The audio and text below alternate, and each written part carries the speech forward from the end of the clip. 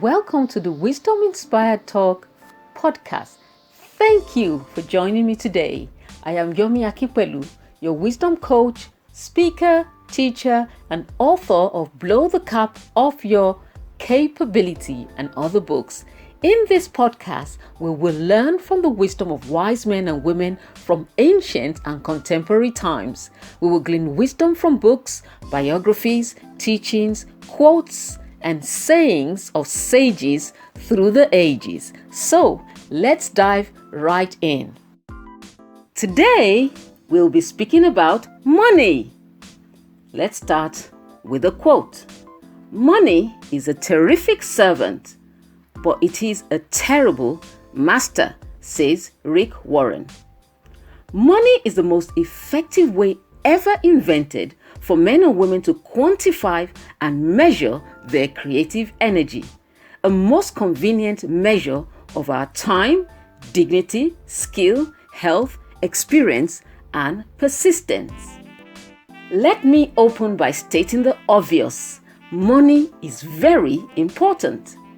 Nevertheless, money is not the most important thing in life. It would be naive to say that money is simply a commodity of exchange and nothing more. No, money is emotional, tangible, and useful. Money is indispensable.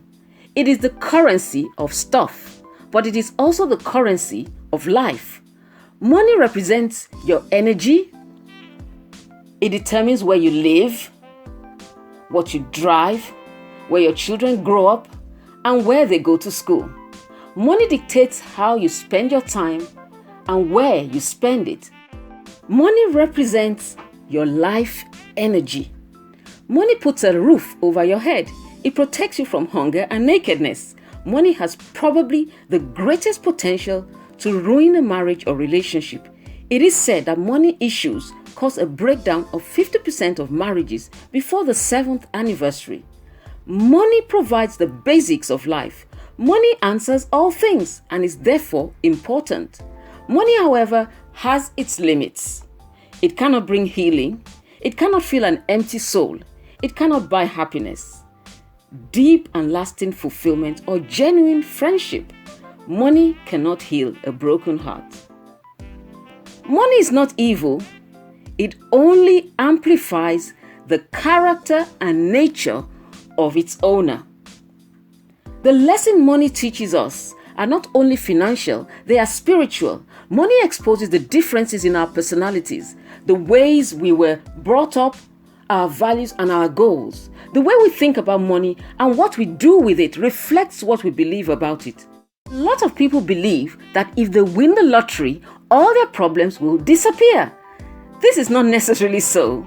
Financial problems are rarely about money alone, but it is often the symptom of a poor value system mixed up with issues of self-worth, discipline, and self-control.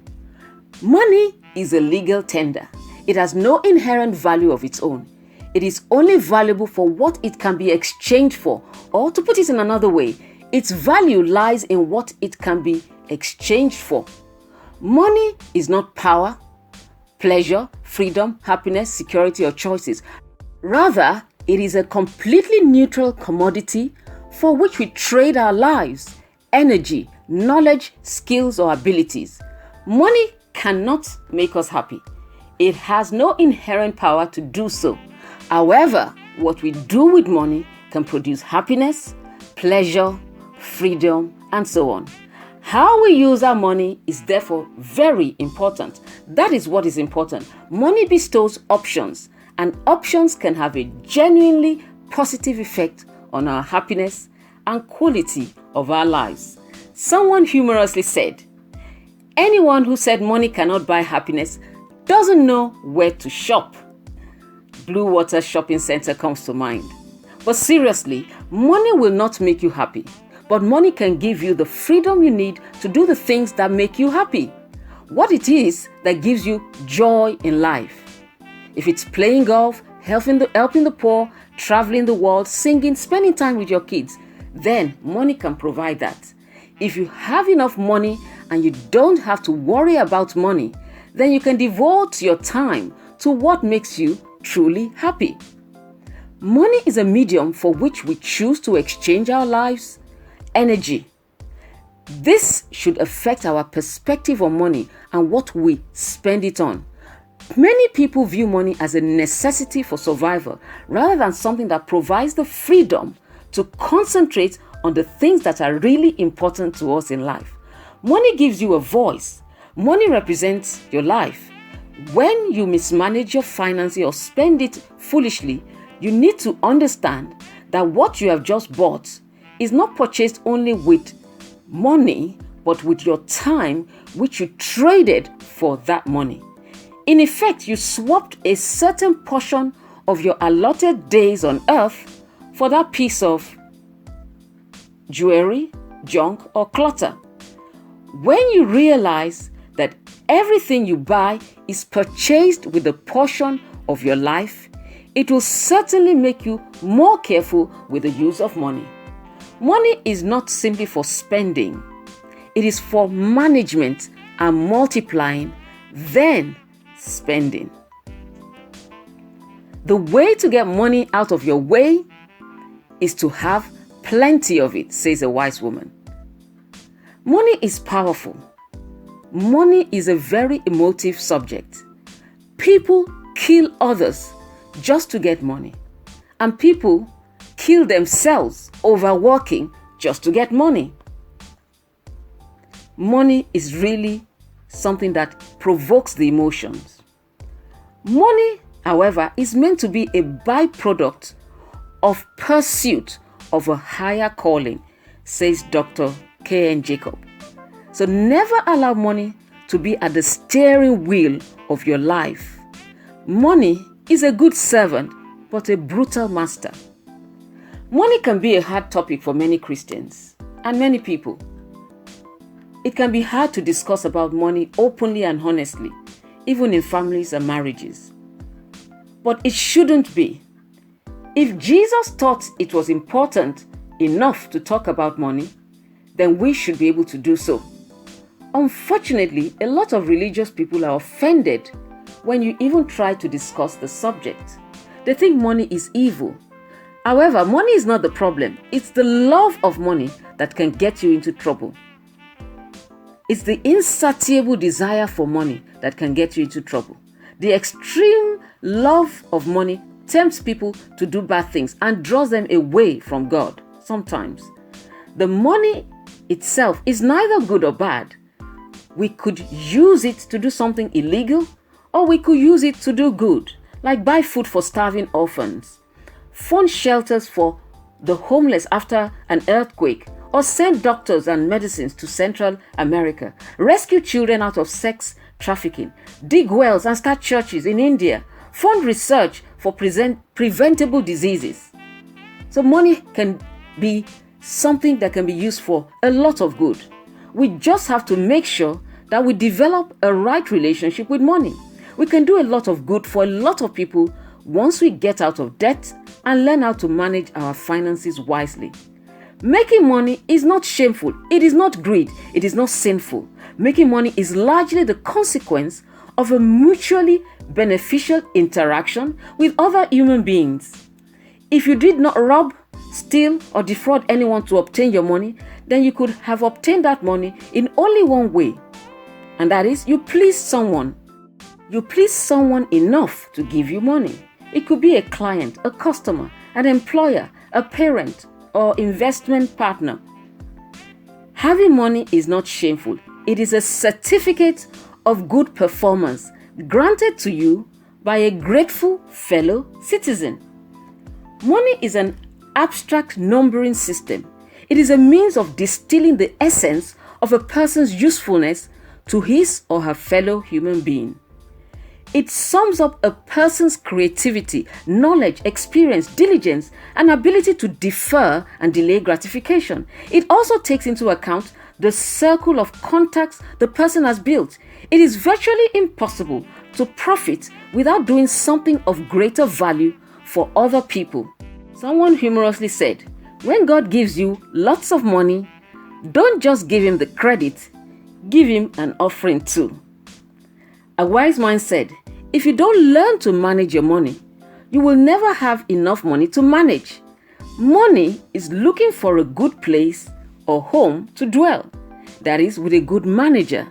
It really matters what you do with your money. So what do all people have in common? One thing is the desire for money and dependence on it. This vice affects the rich as well as the poor. The rich are burdened by how to keep wealth, and the poor are haunted by how to get wealth.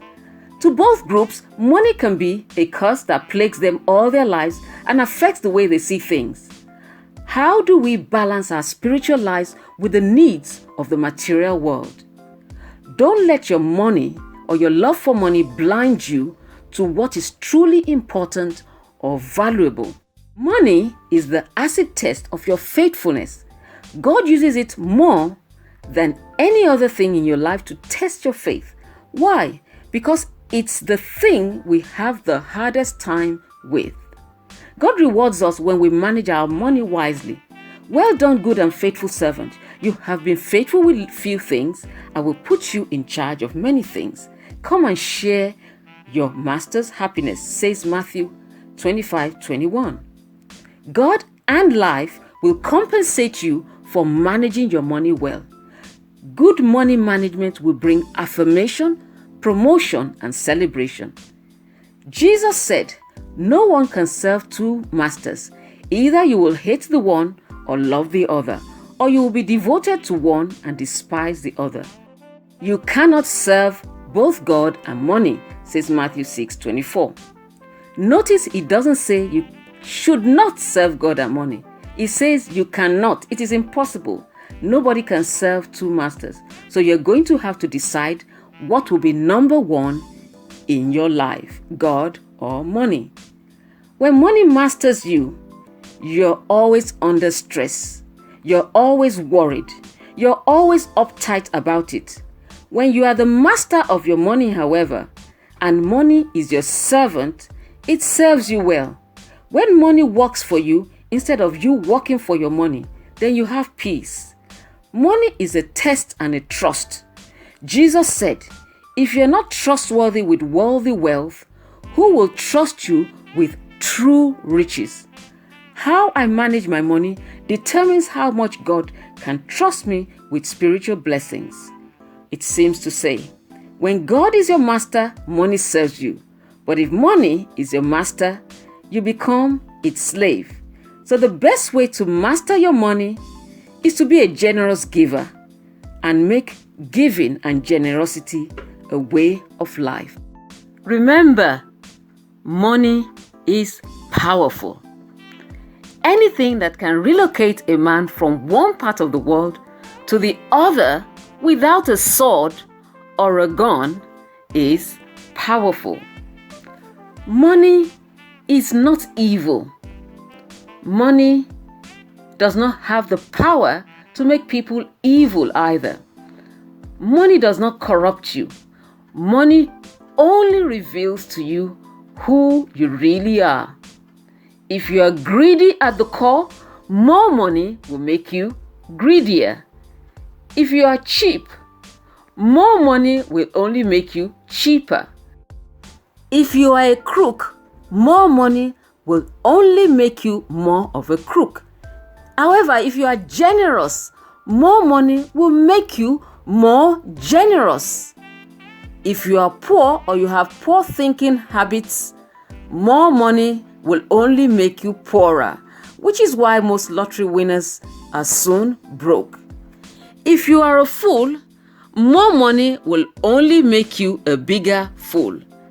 And if you are a master of money, your money will grow and prosper yourself as well as those around you, because your money is doing God's work. Your money is doing good work. Money is just money. It's neither good nor evil. It is how we acquire our money and what we do with that money that reflects back to us if we are good, evil, greedy, crooked, foolish, ignorant, or masters of money. Money does not distribute equally. That is not its nature. Money does not move to those less fortunate or more deserving or more spiritual. That is not how money works. Instead, money flows from those who understand and value it least to those who understand and value it most. Money tends to stay with those who manage it well and move away from those who manage it poorly. Money flows in volume to the few who know and understand the most about money. And that is all for today. Until next time, keep on growing in wisdom and maturity. Blow the cap off your capability. Be unstoppable. Be awesome. I'm cheering you on.